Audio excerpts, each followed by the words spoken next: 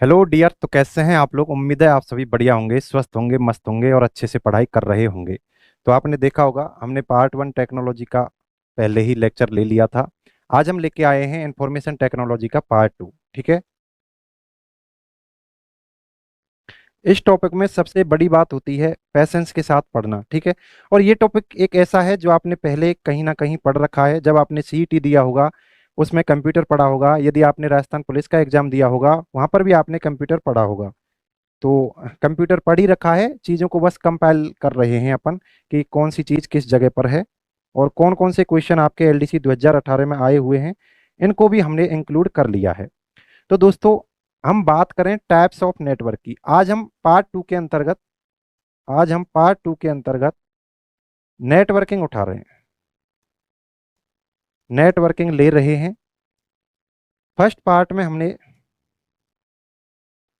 First part के अंतर्गत हमने कंप्यूटर को समझा था। हालांकि उसमें सॉफ्टवेयर वाला थोड़ा सा पार्ट रह रहा है, उसको हम पार्ट थर्ड में पढ़ लेंगे। ठीक है। आज हम नए सिरे से एक टॉपिक लाना चाह रहे थे जिसका नाम है नेटवर्किंग। यहाँ से बहुत क्वेश्चन पूछे जाएंगे, एक दो आपके कंप्यूटर से आएंगे और 3 से 4 के लगभग इस नेटवर्किंग वाले चैप्टर से पूछे जाएंगे। ठीक है। सबसे पहले प्रश्न उठता है कि नेटवर्क होता क्या है। दोस्तों, जब आप दो कंप्यूटरों को आपस में कनेक्ट करते हो, कनेक्ट क्यों कर रहे हैं? डेटा ट्रांसफर के लिए। यानी जब आप दो कंप्यूटरों को कनेक्ट कर देते हो तो उसे ही आप क्या बोल सकते हैं? नेटवर्क। यानी कि जब दो या दो से अधिक कंप्यूटर डेटा ट्रांसफर करने के लिए आपस में कनेक्ट होते हैं तो नेटवर्क का निर्माण होता है। ठीक है। ये तो आपके नेटवर्क की डेफिनेशन हो गई। अब यहां से जो क्वेश्चन पूछा जाता है कि फादर ऑफ नेटवर्किंग कौन है, या मैं बात करूं father of internet, father of internet, यदि आपसे ये क्वेश्चन पूछे जाएं तो इन दोनों का आंसर यही रहने वाला है दोस्तों, विंट सर्फ। ठीक है। यह आपको याद रखना है क्योंकि आपके एग्जाम में फादर ऑफ सुपर कंप्यूटर पूछा गया था। जब फादर ऑफ सुपर कंप्यूटर पूछा गया है तो फादर ऑफ नेटवर्किंग भी पूछा जा सकता है, और वहां पर फादर ऑफ सुपर कंप्यूटर के ऑप्शन में विंट सर्फ का नाम था। इसलिए विंट सर्फ से रिलेटेड जानकारी आपके एग्जाम में पूछी जा सकती है। आगे चलते हैं। आगे यदि हम बात करें दोस्तों कि नेटवर्क के प्रकार कौन कौन से होते हैं। ठीक है। नेटवर्क के प्रकार और भी होते हैं लेकिन जो इंपॉर्टेंट हैं एग्जाम में पूछे जाते हैं उन्हीं को मैंने इंक्लूड किया है। इनके अलावा एक आपका मेन भी होता है और एक आपका केन भी होता है। ठीक है। मैंने उनको इंक्लूड नहीं किया है क्योंकि एग्जाम में वो नहीं पूछे जाते हैं। तो पहला आपका नेटवर्क है PAN, पर्सनल एरिया नेटवर्क। दूसरा है LAN, लोकल एरिया नेटवर्क। तीसरा है WAN, वायर्ड एरिया नेटवर्क। ठीक है। अब ये नेटवर्क किस हिसाब से डिवाइड किए गए हैं दोस्तों? जब आप दो कंप्यूटरों को आपस में कनेक्ट करते हो, जब आप दो कंप्यूटरों को आपस में कनेक्ट करते हो तो इनके बीच में रेंज यानी डिस्टेंस कितनी है, उस आधार पर आपके जो नेटवर्क हैं उनको डिवाइड किया गया है। सबसे कम डिस्टेंस है, ये दूरी सबसे कम है, उसको आप बोलोगे पेन। उससे ज़्यादा लेन, उससे ज़्यादा वेन। इनकी फुल फॉर्म आपको पता है और इनका जो असेंडिंग ऑर्डर है वह भी आपको याद रखना है। ये भी क्वेश्चन किसी दूसरे एग्जाम में, LDC में तो नहीं आया था, किसी दूसरे एग्जाम में आया हुआ है कि ascending order of network on the basis of size. Size कौन सी? इनके बीच में डिस्टेंस। जब आप दो या दो से अधिक कंप्यूटरों को जोड़ते हो तो उनके बीच में डिस्टेंस कितनी है, इस आधार पर आपके नेटवर्क को डिवाइड किया गया है। तो आगे चलते हैं, हम इनके बारे में थोड़ी डिटेल जानकारी ले लेते हैं। तो यहां पर यदि हम बात करें दोस्तों पेन की फुल फॉर्म होती है पर्सनल एरिया नेटवर्क। ठीक है। अब जब आप दो कंप्यूटरों को आपस में जोड़ते हो, जब आप दो कंप्यूटरों को आपस में जोड़ते हो, क्यों जोड़ रहे हो आप? क्योंकि आप कोई मैसेज भेजना चाह रहे हो, यानी कि आप डेटा ट्रांसफर करना चाह रहे हो, इसलिए आप दो कंप्यूटरों को आपस में जोड़ते हो। ठीक है। यदि इन दोनों के बीच में दूरी 10 मीटर के लगभग हो, ठीक है, तो आप कौन सा नेटवर्क बनाते हो दोस्तों? उस टाइम पर आप नेटवर्क बना रहे होते हैं पर्सनल एरिया नेटवर्क। तो इसमें पहला क्वेश्चन बनता है यहाँ से, रेंज कितने मीटर पर आपका पर्सनल एरिया नेटवर्क काम करता है? 10 मीटर तक। ठीक है। यदि इससे दूर आप जाओगे तो आपका नेटवर्क खत्म हो जाएगा। ठीक है। उसके बाद इसका स्टैंडर्ड क्या है? इसका स्टैंडर्ड ये दोस्तों 0.3 नहीं है, यहाँ पर आप लिख लेना 802.15। ठीक है। IEEE 802.15 आपके पेन का क्या होता है? IEEE standard. मैंने आपको पिछले लेक्चर में बताया था कि IEEE स्टैंडर्ड कुछ भी नहीं है। एक तरह से जैसे संविधान के अंतर्गत आपके अनुच्छेद होते हैं, ऐसे ही नेटवर्किंग की दुनिया में यदि आपने कोई भी इन्वेंशन किया है तो उसको किस जगह पर लिखा गया है, उस जगह के नाम को क्या बोला जाएगा, उस स्टैंडर्ड को क्या बोला जाएगा, यही आपका IEEE स्टैंडर्ड कहा जाता है। और इसका IEEE स्टैंडर्ड कितना है? IEEE 802.15, यानी कि इस जगह पर आपके पीएन के बारे में जानकारी लिखी गई है। ठीक है। अब यदि हम इसके एग्जाम्पल की बात करें तो इसका एग्जाम्पल होता है दोस्तों ब्लूटूथ। आपने देखा होगा जब आप ब्लूटूथ के जरिए जुड़ते हैं तो एक डिस्टेंस होती है, यदि आप उससे ज्यादा चले जाते हैं तो आपका ब्लूटूथ डिस्कनेक्ट हो जाता है। तो 10 मीटर तक आपका ब्लूटूथ काम करता है, इससे ज्यादा यदि आप दूर चले जाओगे तो आपने जो नेटवर्क बनाया है वह टूट जाएगा। ठीक है। तो यहां से एक क्वेश्चन भी बनता है कि ब्लूटूथ के इन्वेंटर कौन है? ब्लूटूथ के इन्वेंटर हैं दोस्तों जाप हर्डसन। ठीक है। ये आपको याद रखने हैं क्योंकि एग्जाम में टेक्नोलॉजी से रिलेटेड कुछ भी पूछा जा सकता है दोस्तों। हम कम टाइम में यानी एक स्मार्ट तरीके से सभी को कवर करना चाह रहे हैं, क्योंकि इंफॉर्मेशन टेक्नोलॉजी का जो टॉपिक है दोस्तों ये बहुत वाइड है, बहुत बड़ा है। ठीक है। इसके लिए आप 3 महीने भी लगा सकते हो, 2 महीने भी लगा सकते हो। ठीक है। कितनी भी क्लासेज लगा सकते हो, लेकिन हम 3 क्लासेज के अंतर्गत आपकी इंफॉर्मेशन टेक्नोलॉजी को कैसे कवर किया जाए उसको करने की कोशिश कर रहे हैं। उसके बाद लेन के प्रकार, यानी उसके बाद पेन हमने पढ़ लिया है, उसके बाद आते हैं हम LAN यानी कि लोकल एरिया नेटवर्क पर।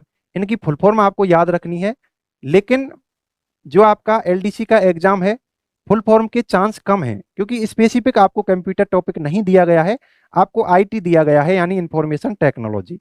तो यहाँ पर आपकी फुल फॉर्म्स आने के कोई चांस नहीं है और ना ही आपका MS ऑफिस आएगा, इससे भी आपको घबराना नहीं है। जो आप कंप्यूटर के अंतर्गत MS ऑफिस पढ़ते हो, MS वर्ड, MS एक्सेल, वो यहाँ पर नहीं आएगा, ज्यादातर यही पूछे जाएंगे। ठीक है। तो इसकी रेंज कितनी होती है दोस्तों? अप टू 2 किलोमीटर के लगभग। ठीक है। 2 किलोमीटर तक आप लोकल एरिया नेटवर्क बना सकते हो, यानी कि आप कह सकते हो। ठीक है। यदि आप एक बिल्डिंग के अंतर्गत भी कोई नेटवर्क बना रहे हो तो उसे भी क्या कहा जाता है? Local area network. ठीक है। यह होता है दो, यह होता है दो तरह का। एक होता है वायर्ड लेन या इसे हम बोलते हैं ईथरनेट, और दूसरा होता है आपका वायरलेस लैन। ठीक है। और इसे बोलते हैं हम डब्लू लैन। अब यहाँ पर आपके दिमाग में एक क्वेश्चन आ रहा होगा कि सर यहाँ पर भी तो डब्लू आ रहा है, इसे भी तो डब्लू लैन बोल सकते हैं। ठीक है। इसे भी तो डब्लू लैन बोल सकते हैं। दोस्तों हर चीज की शॉर्ट फॉर्म हो ये जरूरी नहीं है। वायर्ड वाले को डब्लू लैन नहीं बोला जाता, क्योंकि इसे केवल यदि आप लैन बोल रहे हो ना तो डिफॉल्ट रूप से मतलब होता है कि वो वायर्ड ही है। यदि आप जब वायरलेस की बात करोगे ना तब वायरलेस लगाते हो। ठीक है। इसलिए डब्लू लेन केवल वायरलेस वाले के लिए है। यहाँ पर राजस्थान पुलिस, ठीक है ना, राजस्थान पुलिस 2024 में जो हाल फिलहाल में एग्जाम हुआ था वहां पर एक क्वेश्चन पूछा गया था कि डब्लू लेन की फुल फॉर्म क्या है। ये भी ऑप्शन में था वायर्ड लेन और वायरलेस लेन। अब यहाँ पर आपको चूज करना था कि वायर्ड वाला करें या वायरलेस वाला। तो दोस्तों कौन सा होगा? डब्लू का मतलब क्या होगा? वायरलेस। क्योंकि डिफॉल्ट रूप से जब आप लेन की बात कर रहे हो तो वो वायर्ड ही होता है, इसको आप बोलो चाहे मत बोलो। ठीक है। लेकिन जब आप वायरलेस की बात करोगे तो वायरलेस आपको बोलना पड़ेगा, आपको लिखना पड़ेगा। ठीक है। इसलिए इसके सामने डब्लू लगाते हैं। तो ये बात आपके समझ में आ गई होगी। जो आपका वायर्ड है या खाली आप लेन बोलो या इथरनेट बोलो, उसका IEEE स्टैंडर्ड होता है दोस्तों 802.3। अब इसको याद कैसे रखें? देखो IEEE 802 तो नेटवर्किंग में हर जगह पर आएगा, इतना तो सेम रहेगा यहाँ तक। लेकिन बात है पॉइंट के बाद की। तो देखो ई में आप क्या देख रहे हो? उल्टा ये 3 जैसा ही तो बन रहा है, इसलिए इसको ऐसे बना दो। ठीक है। यहां से आप रिलेट कर सकते हो, याद रख सकते हो। ठीक है। उसके बाद हम आते हैं वायरलेस वाले के ऊपर। वायरलेस में जो एग्जाम्पल है, ठीक है, जो एग्जाम्पल है, थोड़ा इसको ऊपर कर लेता हूं। वायरलेस के अंतर्गत जो एग्जाम्पल है वह है वाईफाई। ठीक है।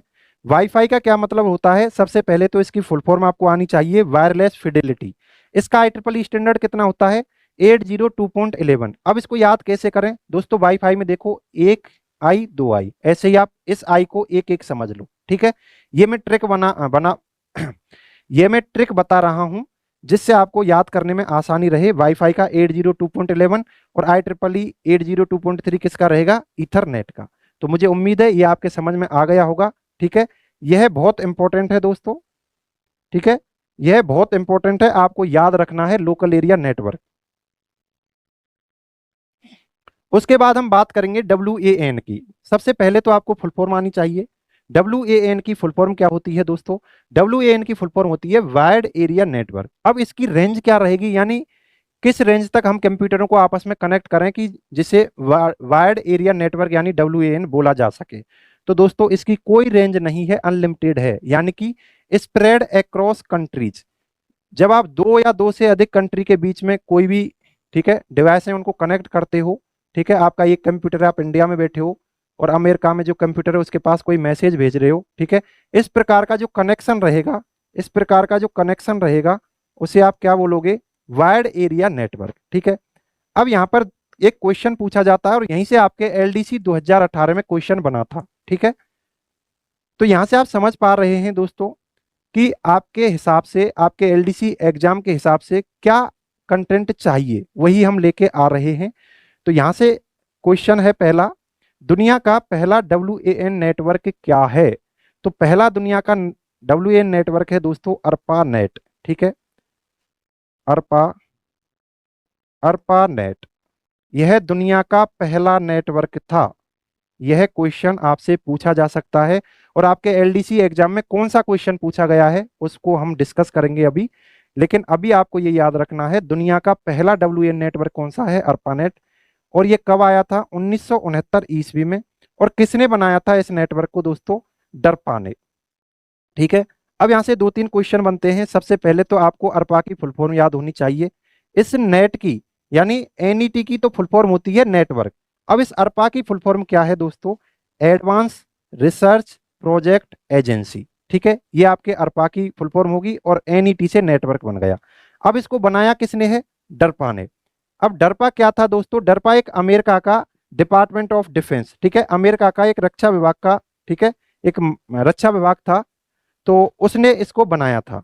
ठीक है, इस डी का मतलब क्या हो जाता है? इसकी यदि आपसे फुल फॉर्म पूछ ले तो डी का मतलब है डिपार्टमेंट ऑफ डिफेंस।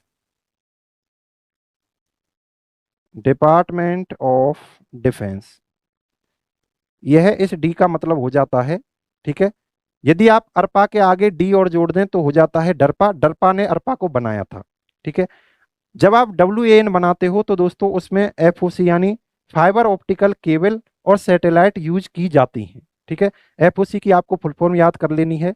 FOC की फुल फॉर्म होती है fibre optical cable. Fibre optical cable. आगे चलते हैं हम। यदि हम और बात करें WAN के बारे में तो पहला नेटवर्क कौन सा है दोस्तों? हमने बताया था अभी ARPANET। और ARPANET के ऊपर एक वायरस आया था दोस्तों। ठीक है, सबसे पहले वायरस ARPANET के ऊपर ही आया था। ये एक नेटवर्क था, क्या नाम है इसका? क्रीपर। ठीक है, क्या नाम है? क्रीपर। तो यही आपके LDC एग्जाम में आया था। ठीक है, यही क्वेश्चन आपके LDC 2018 में आया था। अभी हम चर्चा करेंगे उस क्वेश्चन के ऊपर। एज इट इज जैसा आया था उसको हमने इसमें इंक्लूड किया है। अभी चर्चा करने वाले हैं कि first virus detected on ARPANET, क्या नाम है उसका? क्रीपर। और क्रीपर के लिए दोस्तों एक एंटीवायरस यूज लिया था हमने, क्रीपर को हटाने के लिए। क्रीपर को इस नेटवर्क से हटाने के लिए एक एंटीवायरस यूज लिया था जिसका नाम था, सी को हटा दो आप, रीपर। ठीक है, क्रीपर के लिए कौन सा एंटीवायरस था? रीपर। तो 2018 में यदि क्रीपर आया है तो आपके अभी 2024 में रीपर आ सकता है कि क्रीपर को हटाने के लिए, रिमूव करने के लिए कौन से एंटीवायरस का उपयोग किया गया था? तो रीपर का किया गया था। और WAN का एग्जाम्पल क्या है? आप समझ सकते हैं क्या है? इंटरनेट। क्योंकि जब आप दो कंट्री के बीच में, ठीक है, दो कंट्री में आप बैठे हुए हैं अलग अलग कंट्री के अंतर्गत, और आप कंप्यूटर से, अपने अपने कंप्यूटर से कम्युनिकेट कर रहे हैं, डेटा ट्रांसफर कर रहे हैं, तो वहां पर क्या यूज लेते हैं आप? इंटरनेट यूज लेते हैं। इंटरनेट के जरिए ही आप डेटा ट्रांसफर करते हैं।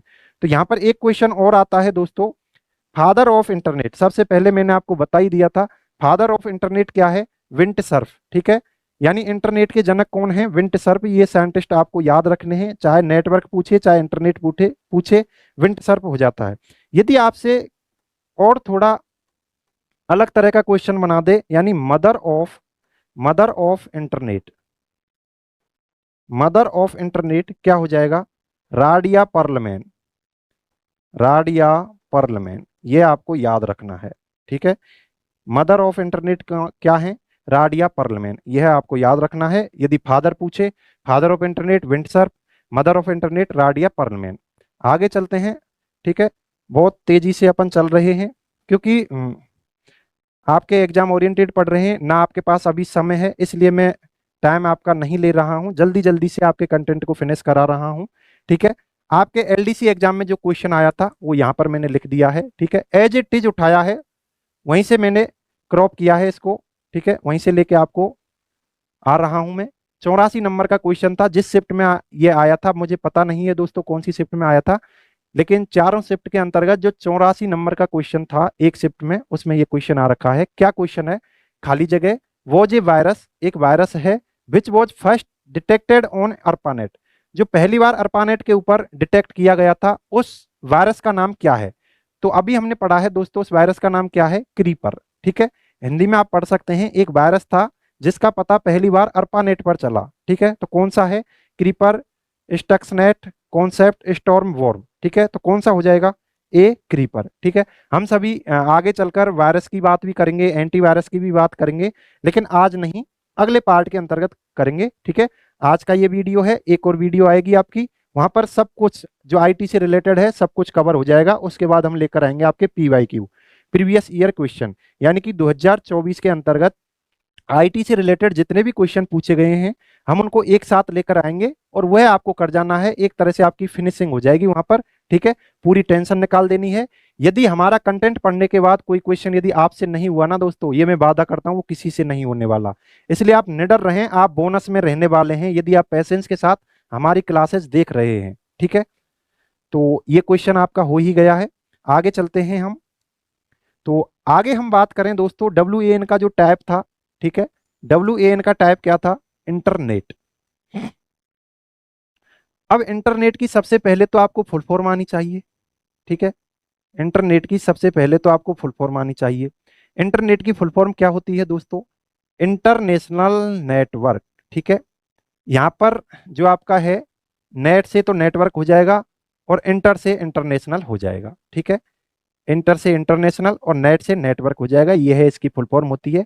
और इसको दूसरे शब्दों में और क्या कहा जा सकता है? Also called as information highway, यानी कि इसको आप बोल सकते हो सूचना राजपथ, सूचनाओं का राजपथ, ठीक है, सूचना राजपथ। ये क्वेश्चन प्रीवियस एग्जाम में कहीं ना कहीं पूछे गए हैं, ठीक है। उसके बाद आता है दोस्तों प्रोटोकॉल यूज्ड, ठीक है। इंटरनेट के अंतर्गत कौन कौन से प्रोटोकॉल यूज किए जाते हैं? मैंने आपको बताया था, यदि आपने हमारी राजस्थान पुलिस की वीडियो देखी होंगी कंप्यूटर की, यदि आप एलडीसी की तैयारी कर रहे हैं और आपने राजस्थान पुलिस की नहीं की थी तो आपने नहीं देखी होंगी, ठीक है। लेकिन आज मैं बता दे रहा हूं, नेटवर्किंग के अंतर्गत जितने भी रूल्स एंड रेगुलेशन होते हैं उन्हीं को आप नेटवर्किंग के अंतर्गत क्या बोलते हो? प्रोटोकॉल, ठीक है। आपने कई बार सुना होगा जब हमारे प्रधानमंत्री किसी जगह पर आते हैं या राष्ट्रपति किसी जगह पर आते हैं, उनके लिए चीजें, रास्ते फिक्स रहते हैं कि इस रास्ते से होकर जाएंगे वो। यदि कई बार कोई प्रॉब्लम आने के कारण वो दूसरे रास्ते से होकर चले जाते हैं तो अखबार में न्यूज बनती है कि राष्ट्रपति ने प्रोटोकॉल तोड़ा, यानी जो पहले से नियम फिक्स किए गए थे उनको उन्होंने तोड़ दिया है। तो प्रोटोकॉल क्या हुआ? प्रोटोकॉल हुआ rules and regulation used in technology, IT या नेटवर्किंग, ठीक है। तो ये आपका हो गया। अब कौन से रूल्स हैं उनके स्पेसिफिक नाम दे दिए गए हैं, ठीक है। तो यहां पर दो तरह के आपके पास क्या होते हैं? प्रोटोकॉल होते हैं जो इंटरनेट के अंतर्गत यूज किए जाते हैं, पूछे जा सकते हैं, इंपॉर्टेंट हैं। कौन कौन से होते हैं? टीसीपी, ठीक है। टीसीपी की आपको फुल फॉर्म याद रखनी है, transmission control protocol. IP, internet protocol, ठीक है। क्योंकि आप देखते होंगे जब आप इंटरनेट चलाते हो तो आपकी डिवाइस का एक आईपी एड्रेस होता है, ठीक है। अब आईपी एड्रेस क्या है? यानी कुछ प्रोटोकॉल हैं उनका एड्रेस है। अब यहाँ पर एक क्वेश्चन उठता है कि चलो ठीक है, यहाँ तक आपके प्रोटोकॉल ये यूज किए जाएंगे, इंटरनेट को इंटरनेशनल नेटवर्क बोलते हैं और इसे इंफॉर्मेशन हाईवे भी बोलते हैं। अब यहाँ से एक क्वेश्चन बनता है कि सर ठीक है, लेकिन हमको इंटरनेट उपलब्ध कौन कराता है? जो हमें इंटरनेट उपलब्ध करा रहा है उसे हम क्या बोलें, ठीक है। ये क्वेश्चन आपके एग्जाम में एलडीसी 2018 में आया हुआ है, ठीक है। बिल्कुल मैं बार बार कह रहा हूं, सेलेक्टिव मटेरियल ले रहा हूं मैं, ठीक है। अनवांटेड चीजें नहीं पढ़ा रहा, इनको आप छोड़ नहीं सकते। मेरी एक एक लाइन बहुत इंपॉर्टेंट है, ठीक है। मुझे बहुत एक्सपीरियंस है एग्जाम्स का, ठीक है, सेंटर के एग्जाम्स का, स्टेट के एग्जाम्स का, कैसा क्वेश्चन पूछा जाता है, ठीक है। मैं आपको फिर कह रहा हूं, यदि आपने इन्हीं ठीक है। इन्हीं कंटेंट जो मैंने लिखा है, जो मटेरियल उपलब्ध कराया है, इन्हीं को आपने पढ़ लिया ना, आप किसी भी एग्जाम में जो कंप्यूटर के क्वेश्चन आते हैं उनको भी आसानी से सॉल्व कर सकते हैं। ठीक है। तो यहां पर आपको कौन उपलब्ध कराएगा इंटरनेट दोस्तों? इंटरनेट उपलब्ध कराता है आईएसपी। कौन उपलब्ध कराता है? आईएसपी। अब आईएसपी कौन होता है? ठीक है। आईएसपी की सबसे पहले तो आपको फुल फॉर्म आनी चाहिए, internet service provider. Internet service provider यानी कि इंटरनेट सेवा प्रदाता। अब आईएसपी कौन होता है? जैसे अभी आप यूज ले रहे होंगे, क्या? जियो यूज ले रहे होंगे, ठीक है।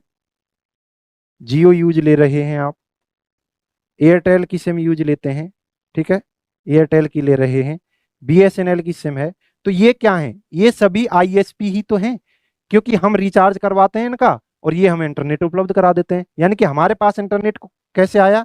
इनके थ्रू आया है। इसलिए हम इंटरनेट को आईएसपी की सहायता से प्राप्त करते हैं। और आईएसपी से आपके एलडीसी 2018 में एक क्वेश्चन पूछा गया है। क्या पूछा गया है उसकी चर्चा करते हैं।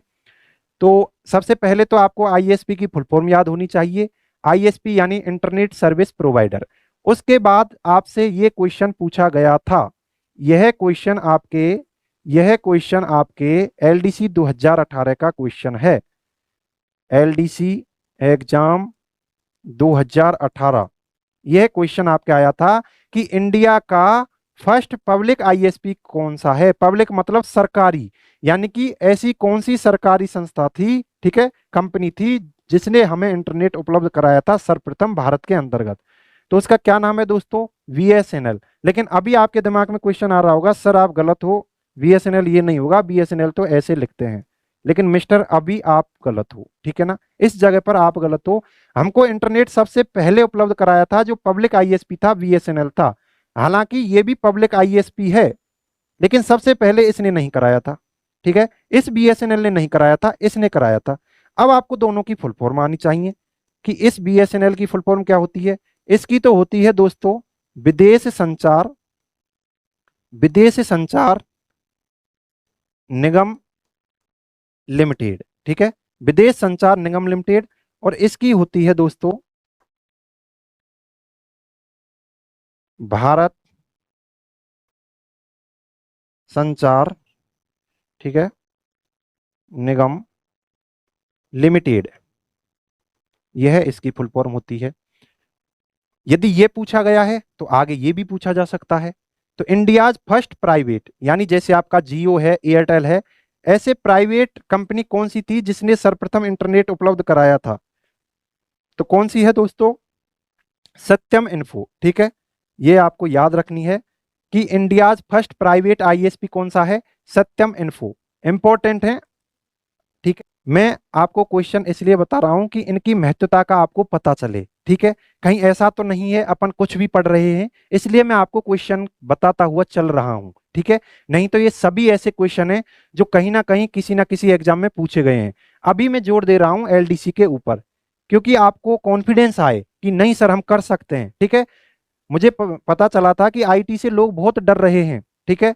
स्टूडेंट्स ने हमारे ने कमेंट किए कि सर आईटी का क्या करें, इसलिए मैं इस टॉपिक को लेकर आया हूं। मुझे तो, ठीक है, मैं तो कंप्यूटर के लिए पढ़ा रहा था और एसएससी सीजीएल और बैंकिंग के मेरे बैच चल रहे हैं, ठीक है। लेकिन उनको मैं छोड़कर आपके लिए कंटेंट उपलब्ध करा रहा हूं। आपकी डिमांड थी तो आपकी फरमाइश के ऊपर मैं ये लेक्चर लेके आया हूं। तो अभी आपको, ठीक है, पैसेंस बना के इन सभी लेक्चर को देखना है। उसके बाद जो क्वेश्चन है, यहां से जो क्वेश्चन पूछा गया है, ठीक है, ये कौन सा है? एलडीसी 2018 में ये पूछा गया है कि इंडियाज फर्स्ट पब्लिक, देखो India's first public internet service provider कौन सा है? विदेश संचार निगम लिमिटेड, विप्रो, इन्फोसिस, टाटा, ठीक है। तो ये कौन सा है? विदेश संचार निगम लिमिटेड, यानी कि बीएसएनएल।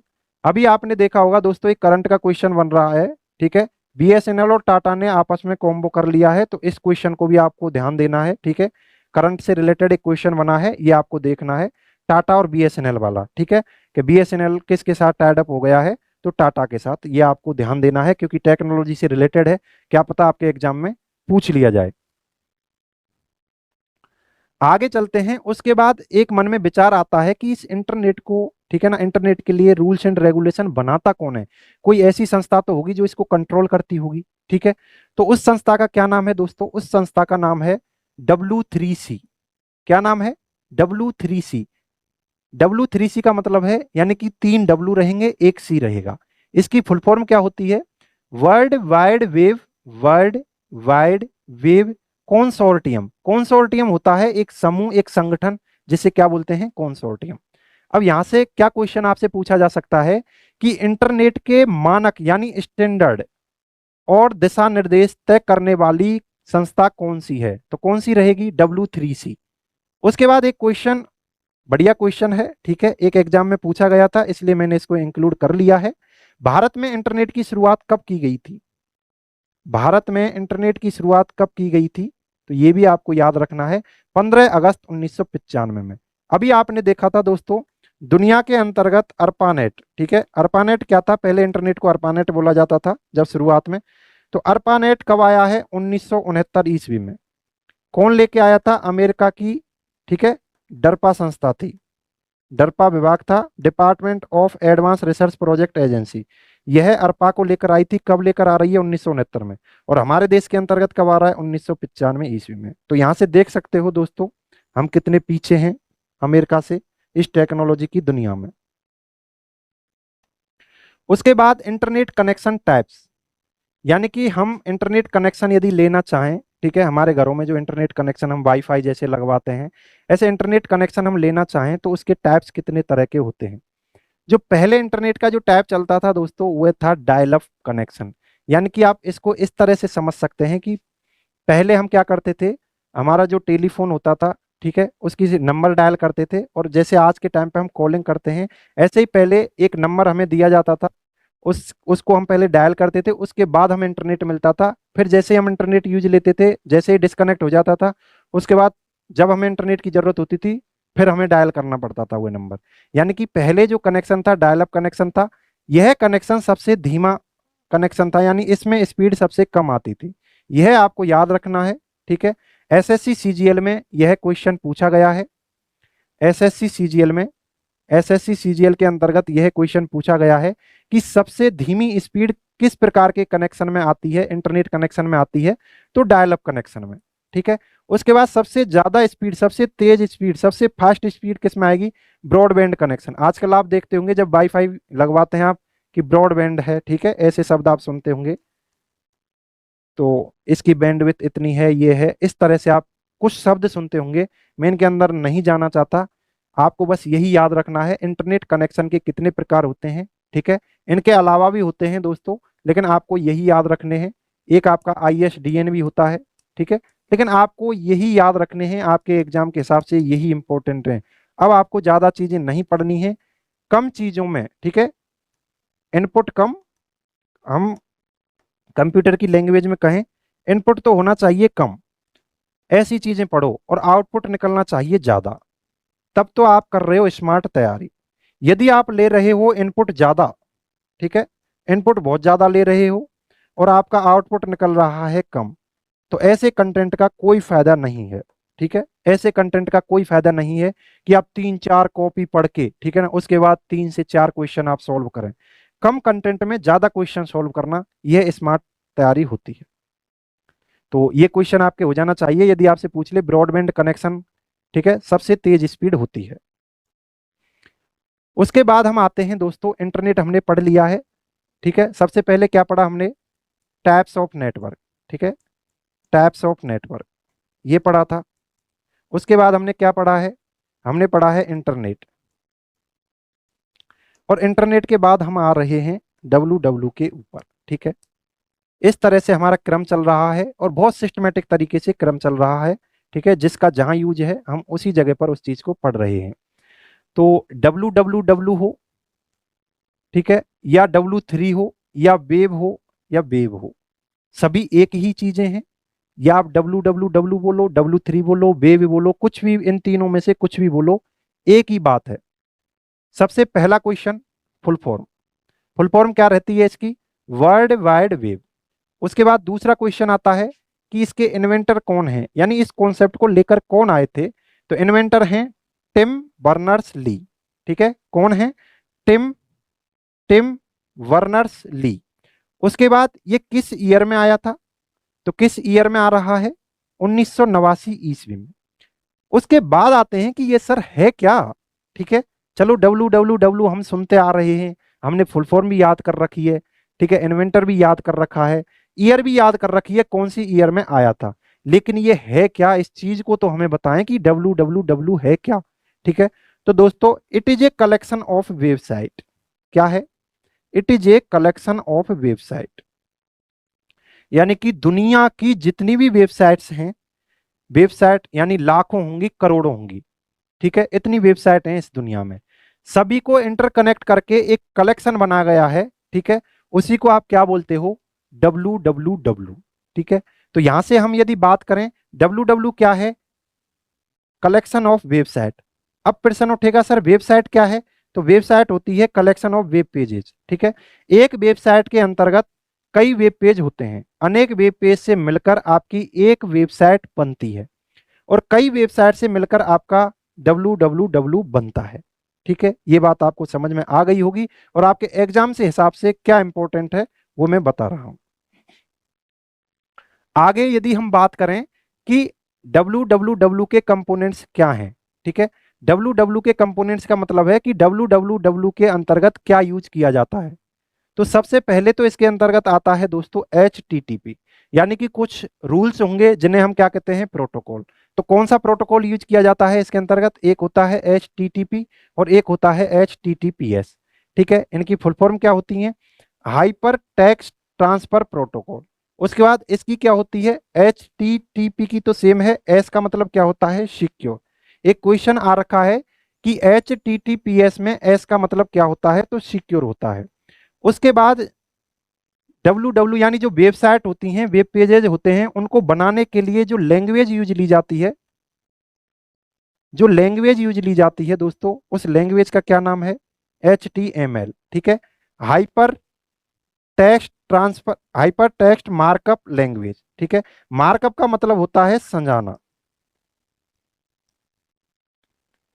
उसके बाद इसके अंतर्गत क्या यूज लिया जाता है? URL। देखो दोस्तों आपको पता होगा कोई भी वेबसाइट होती है, उस वेबसाइट के एड्रेस को क्या कहा जाता है? URL, यानी कि उस वेबसाइट की लोकेशन क्या है उसको क्या कहा जाता है? URL, ठीक है। तो URL की फुल फॉर्म क्या हो जाएगी? Uniform resource locator. क्या हो जाएगी? Uniform resource locator. आपसे क्वेश्चन पूछा जाएगा कि components of W W W या W3 या W3 कौन कौन से हैं? तो प्रोटोकॉल हैं, ठीक है। प्रोटोकॉल कौन कौन से होंगे? ये दोनों क्या हैं? ये दोनों हैं प्रोटोकॉल। प्रोटोकॉल कौन कौन से हैं? HTTP HTTPS। उसके बाद लैंग्वेज कौन सी है? HTML। और ये आपका क्या है? वेबसाइट एड्रेस है, वेबसाइट एड्रेस है। वेबसाइट एड्रेस क्या है? Uniform resource locator. उसके बाद हम आगे बात करेंगे कि वेबसाइट क्या होती है।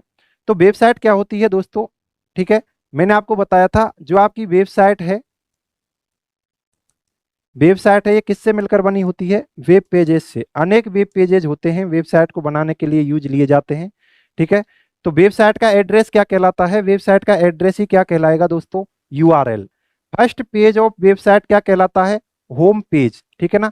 ये भी क्वेश्चन कई बार पूछा गया है कि जब आप पहली बार किसी वेबसाइट के ऊपर जाते हो तो फर्स्ट टाइम पर जो पेज आपको दिखाई देता है, जो इंटरफेस आपको दिखाई देता है, उसे आप क्या कहते हो? तो उसे क्या कहा जाता है दोस्तों? होम पेज कहा जाता है उसे। उसके बाद मैंने एक वेबसाइट का एड्रेस लिखा है दोस्तों, यानी कि ये URL क्या है? एक वेबसाइट का एड्रेस है। यहां से भी एक क्वेश्चन पूछा जाता है, वेबसाइट का एड्रेस,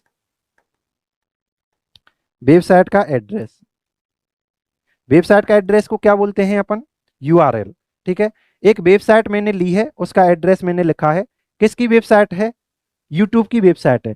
अब वेबसाइट के अंतर्गत होता क्या क्या है, ठीक है, एक तो आप ये देख पा रहे हैं, ठीक है ना, HTTP और यहाँ पर कॉलन और यहाँ पर, ठीक है, डबल स्लैश लगा हुआ है।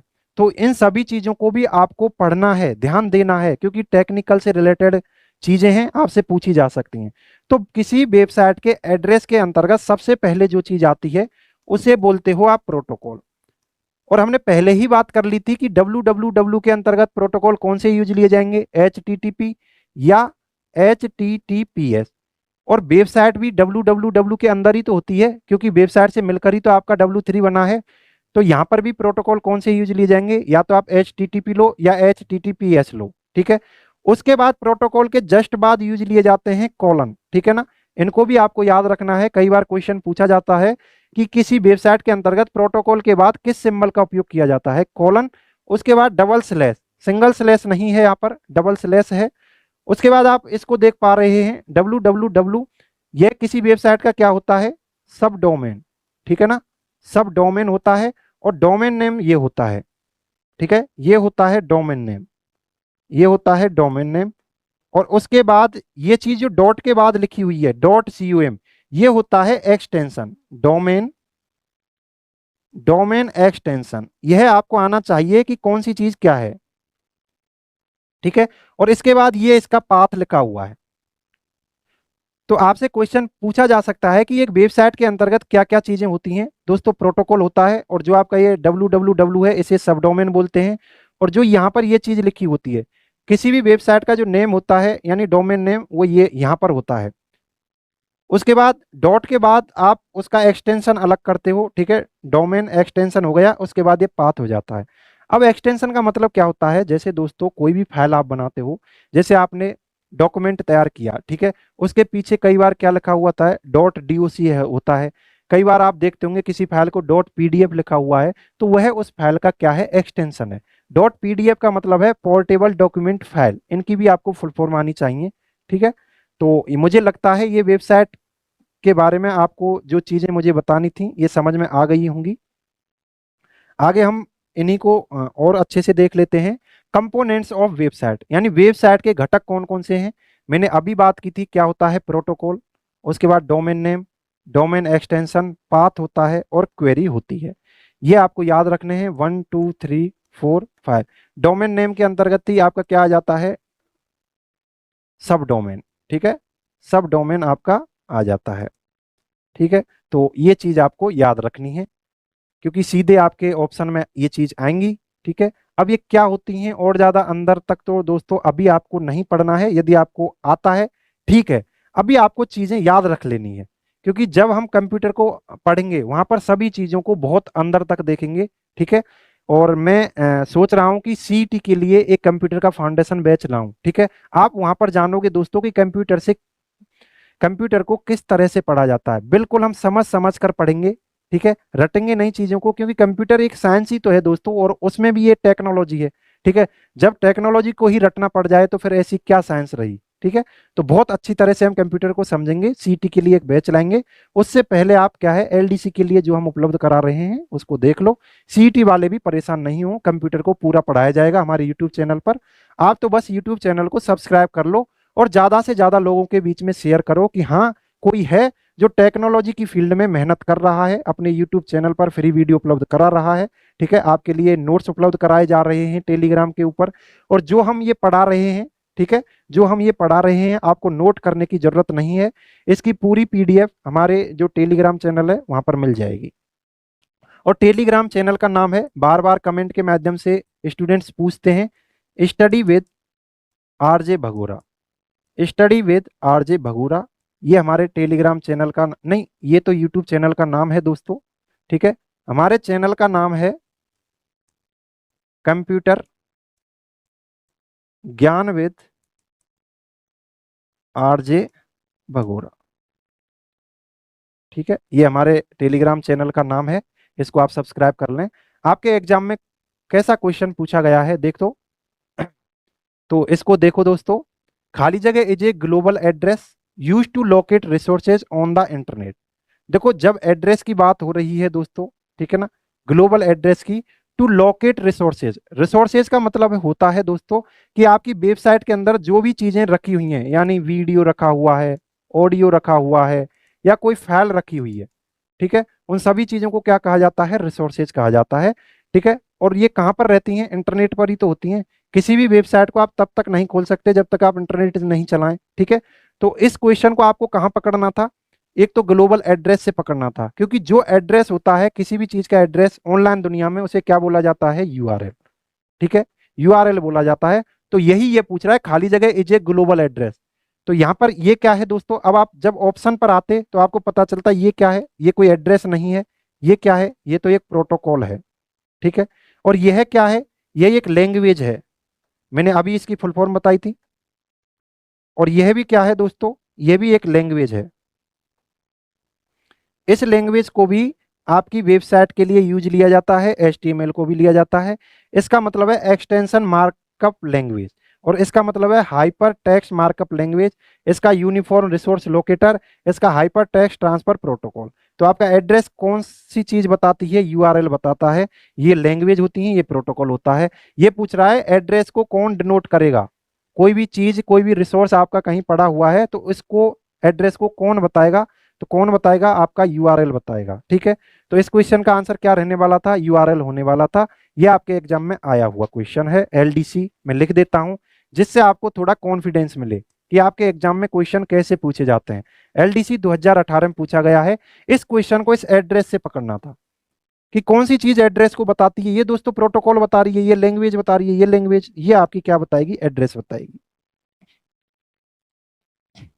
उसके बाद हम आगे चलते हैं और ज्यादा बात करें। ठीक है, मैंने बात की थी डोमेन एक्सटेंशन की। ठीक है, सबसे पहले तो ये अक्षरों में होता है। किसी वेबसाइट के पीछे हम लगाते हैं, जैसे डॉट कॉम लगाते हैं, जितने भी ये लिखे हुए हैं। ठीक है दोस्तों, ये जितने भी हैं इनको हम कई बार वेबसाइट के पीछे लगा देते हैं। जैसे आपने देखा होगा google.com, ठीक है, ऐसे, और youtube.com, youtube.com, ठीक है, ऐसे इनकी वेबसाइट के पीछे लगा हुआ होता है। तो अब इस डॉट कॉम का मतलब क्या होता है? सबसे पहले तो आपको यह समझना है कि डॉट के बाद जो भी चीज लिखी हुई है वो क्या है? डोमेन नेम का। ये डोमेन नेम हो गया आपके, इनका एक्सटेंशन है। अब इनको क्यों लगाते हैं, इससे क्या पता चलता है? दोस्तों इनको इसलिए लगाया जाता है कि यदि किसी वेबसाइट के पीछे डॉट कॉम लिखा हुआ है, उसका मतलब है वह वेबसाइट कॉमर्शियल वेबसाइट है, यानी उस जगह पर किसी चीज का व्यापार हो रहा होगा। ठीक है, प्रॉफिट या हानि, ठीक है, लाभ या हानि की बातें हो रही होंगी उस वेबसाइट के ऊपर, तो उसे क्या बोलते हैं हम? उस वेबसाइट के लिए क्या लगाएंगे? Dot com. यदि किसी गवर्नमेंट डिपार्टमेंट की, गवर्नमेंट सरकार की कोई वेबसाइट है, वहां पर लिखा हुआ होता है डोमेन एक्सटेंशन .gov। ठीक है, गवर्नमेंट डिपार्टमेंट की वेबसाइट के लिए। यदि कोई ऐसी संस्था है जो प्रॉफिट नहीं कमाती, यानी गैर लाभकारी संस्था है, जैसे आपका आरबीआई हुआ, जब आप आरबीआई की वेबसाइट को खोलोगे दोस्तों, वहां पर .org लिखा हुआ होगा। org का मतलब है ऑर्गेनाइजेशन, यानी संगठन।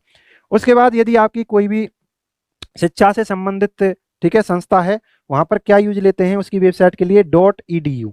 यह क्वेश्चन दोस्तों दिल्ली पुलिस के अंतर्गत आया था। ठीक है, दिल्ली पुलिस के अंतर्गत आया था, दिल्ली पुलिस 2022। अब कैसे क्वेश्चन आया था? इधर ये डोमेन एक्सटेंशन दिए थे और इधर इनका वर्क दिया था, यानी किससे रिलेटेड है। तो ये आपको मैच करने थे। तो आपको ये पता होना चाहिए कि डॉट कॉम आपकी कॉमर्शियल वेबसाइट के लिए, .gov गवर्नमेंट डिपार्टमेंट की वेबसाइट के लिए, .org गैर लाभकारी संस्था के लिए, .edu आपकी एजुकेशनल इंस्टीट्यूट के लिए। उसके बाद हम चलेंगे दोस्तों, हमने www3 भी फिनिश कर लिया।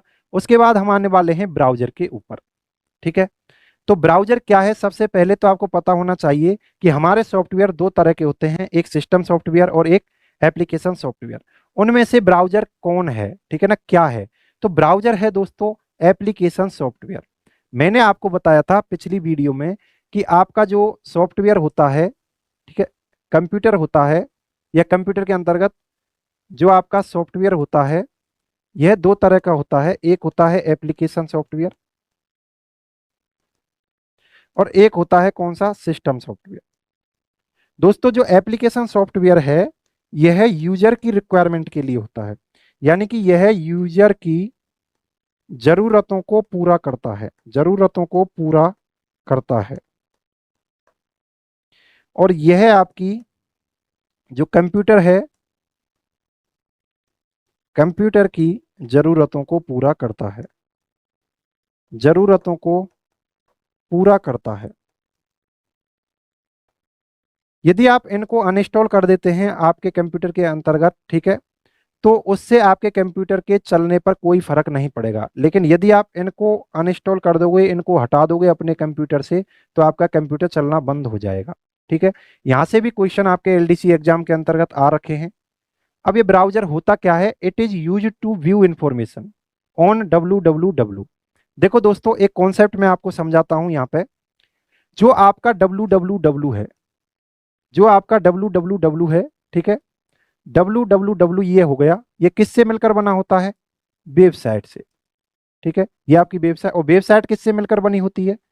वेब पेजेस से, वेब पेजेस से, ठीक है ना। अब वेबसाइट है, वेब पेजेस हैं, ठीक है, इनको मिलाकर क्या बना दिया आपने? www। अब दोस्तों, जब आप इन सभी चीजों को इकट्ठा कर लोगे, कोई वेबसाइट होती है, उसके अंतर्गत ऑडियो होता है, वीडियो होता है, इमेजेस होती हैं, ठीक है, तो उसके लिए कहीं ना कहीं मेमोरी की जरूरत पड़ेगी। अब इन सभी के कलेक्शन के लिए एक बड़ी मेमोरी की जरूरत पड़ेगी, बड़ी स्टोरेज डिवाइस की जरूरत पड़ेगी, ठीक है ना। तो इन चीजों को, जो आपका www है, इनको रखा जाता है सर्वर के ऊपर, ठीक है ना। जहां पर ये चीजें रखी हुई होती हैं, आपकी वेबसाइट की जो जानकारी जहां पर स्टोर होती है, आपका वेब पेज जहां पर स्टोर होता है, यानी कि आपका जो www है जिस जगह पर स्टोर होता है, उस कंप्यूटर को क्या बोलते हैं दोस्तों? सर्वर, ठीक है।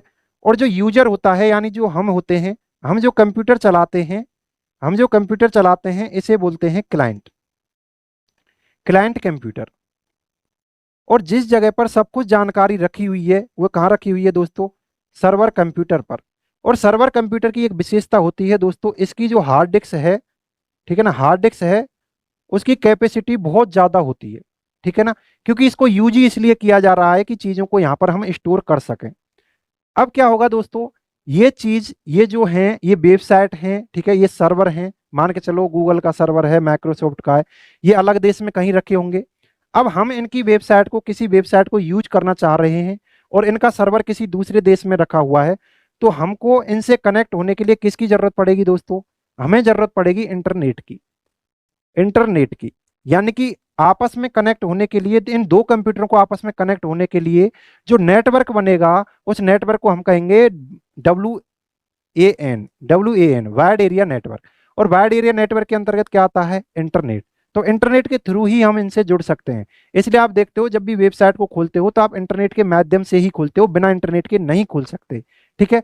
अब इस वर्किंग कैसे करती है, ठीक है ना, कैसे वर्किंग होती है? जब आप किसी वेबसाइट को खोल रहे होंगे, तो आपके कंप्यूटर के अंतर्गत एक सॉफ्टवेयर होना चाहिए, जिसे क्या बोलते हैं आप? ब्राउजर।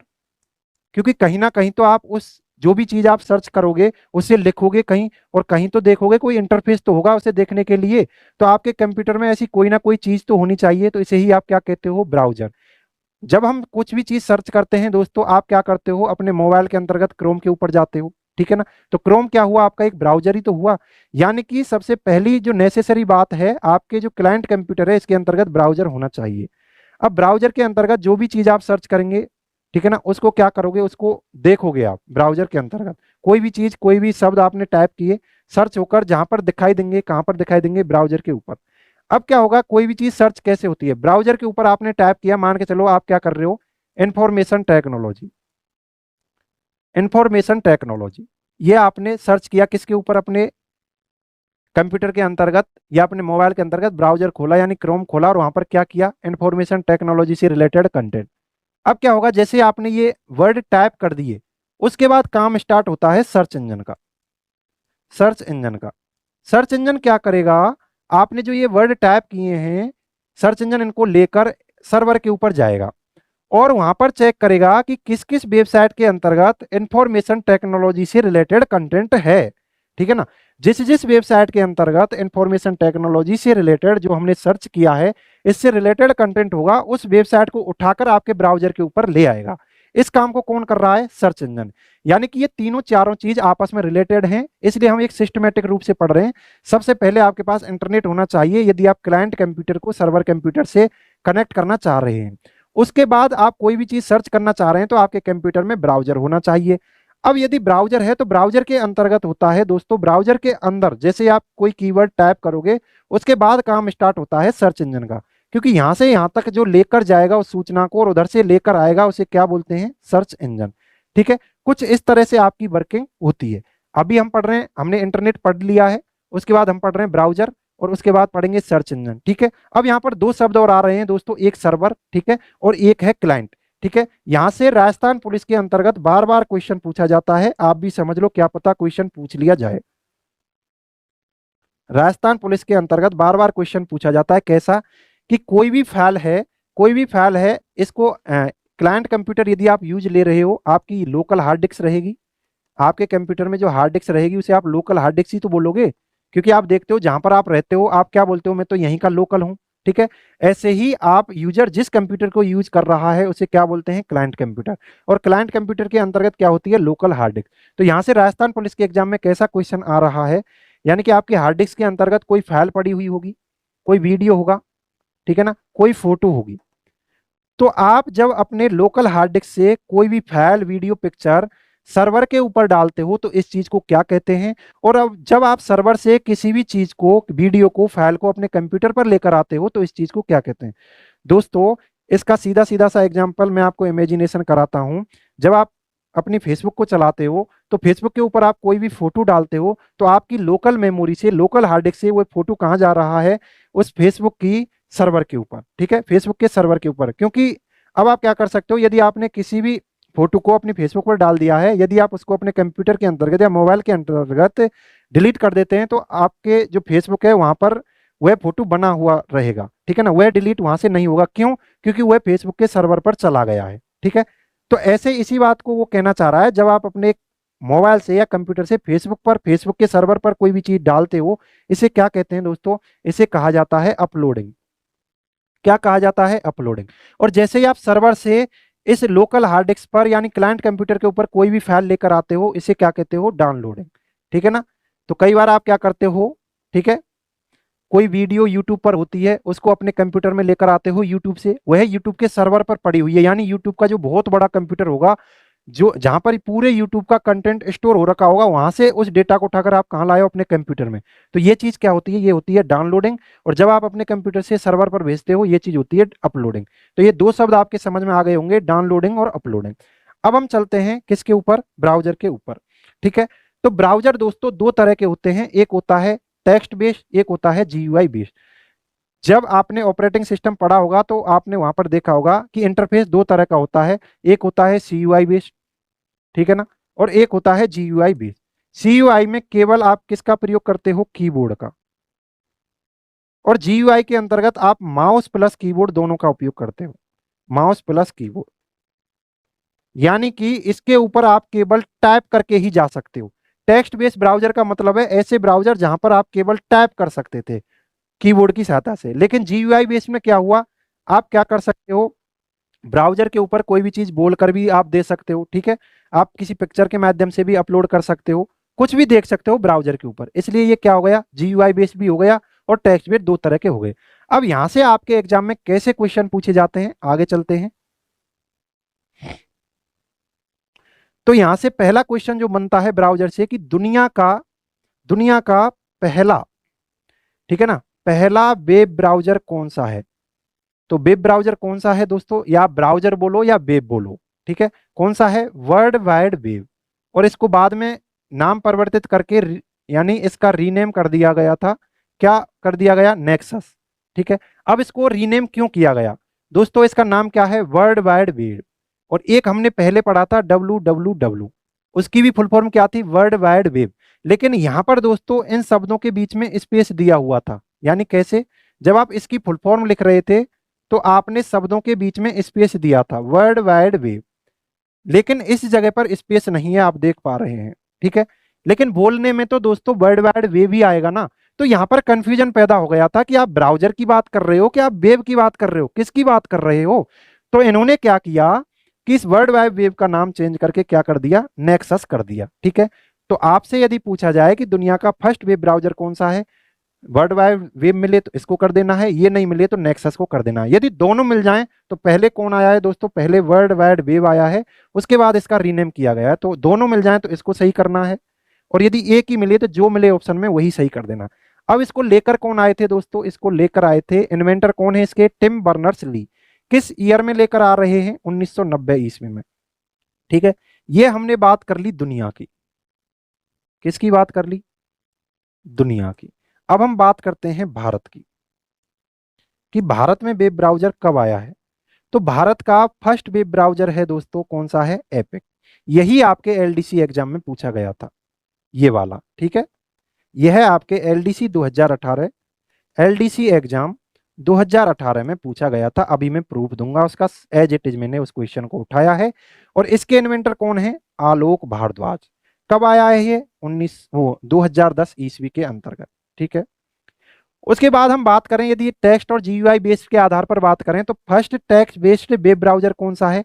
लिंक्स। ठीक है, ये आपको याद रखना है कौन सा है, लिंक्स है। उसके बाद first GUI based web browser कौन सा है? एयरवाइज या मोजेक।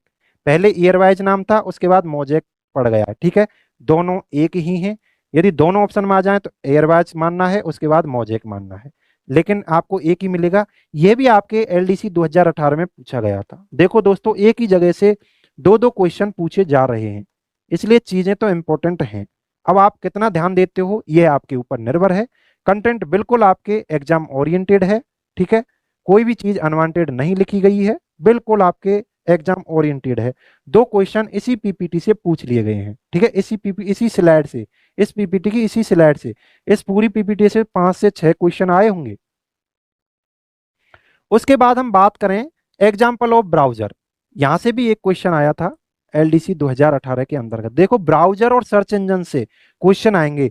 यदि किसी एग्जाम में आईटी दे रखा हो या कंप्यूटर दे रखा हो, वह एग्जाम, ठीक है ना, उस पेपर में ब्राउजर और सर्च इंजन के क्वेश्चन तो अवश्य ही आते हैं। पेपर बन ही नहीं सकता इनके बिना।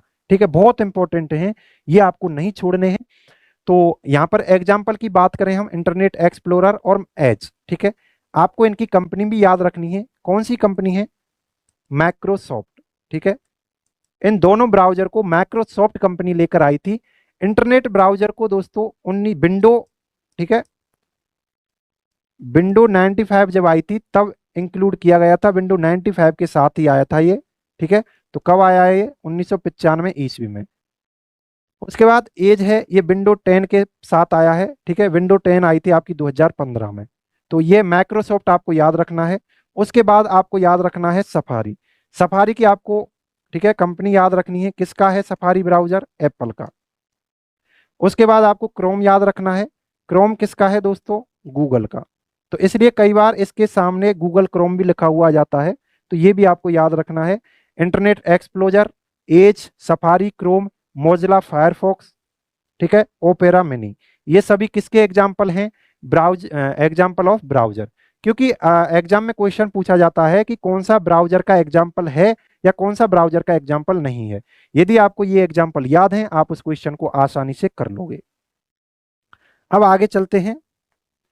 आगे इससे रिलेटेड जो क्वेश्चन आए हुए हैं उन पर हम चर्चा करेंगे। ये आपके एलडीसी 2018 का, एलडीसी एग्जाम 2018 का क्वेश्चन है। क्या क्वेश्चन है? The web browser available in the first graphical user interface. और ग्राफिकल यूजर इंटरफेस किसकी फुल फॉर्म होती है? जीयूआई की।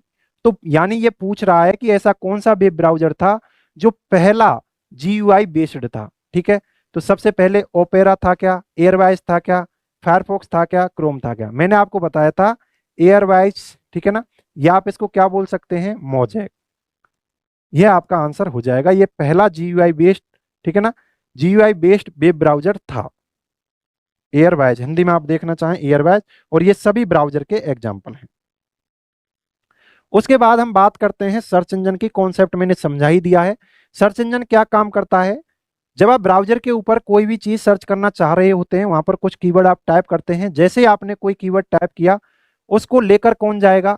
www के ऊपर या सर्वर के ऊपर? Search engine. सर्च इंजन वहां तक उस कीवर्ड को लेकर जाएगा, और जो आपने सर्च करना चाहा है उस कीवर्ड से रिलेटेड जिस जिस वेबसाइट के अंतर्गत कंटेंट मिलेगा, उस वेबसाइट को खींचकर आपके वेब ब्राउजर के ऊपर ले आएगा। यह काम होता है आपके सर्च इंजन का। तो ये क्या है?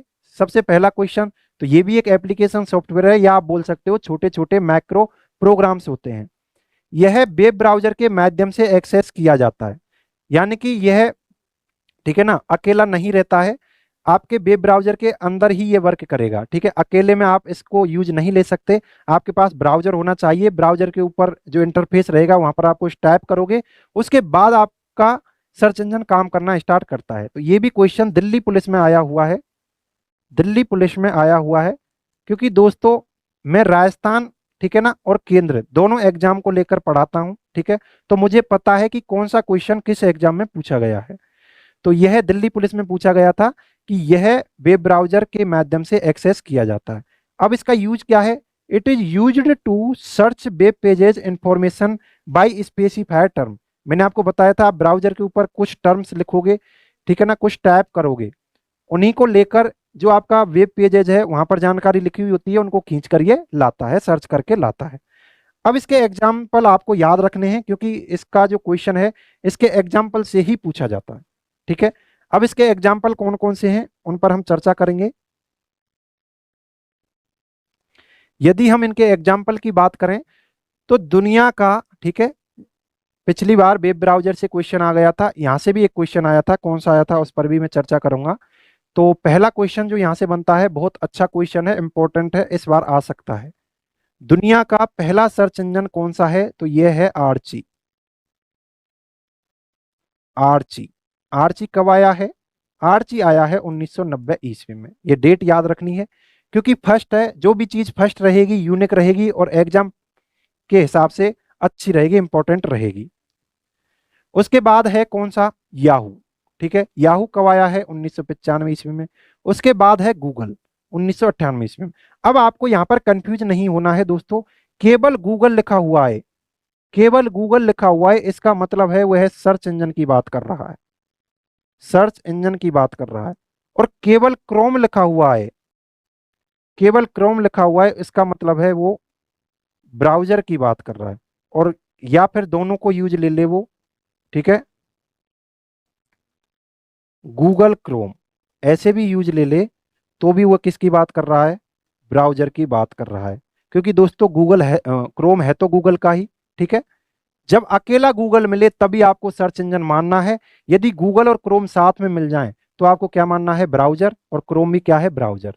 तो ब्राउजर कौन कौन से होते हैं? एक आर्ची हमने पढ़ लिया है, याहू पढ़ लिया है, गूगल पढ़ लिया है, बिंग या बिंगो, और एमएसएन और विंडोज लाइव सर्च, ये ब्राउजर दोस्तों माइक्रोसॉफ्ट के हैं। कंपनी आपको याद रखनी है, इंपॉर्टेंट कंपनी है। उसके बाद एक है वाइडू, ठीक है।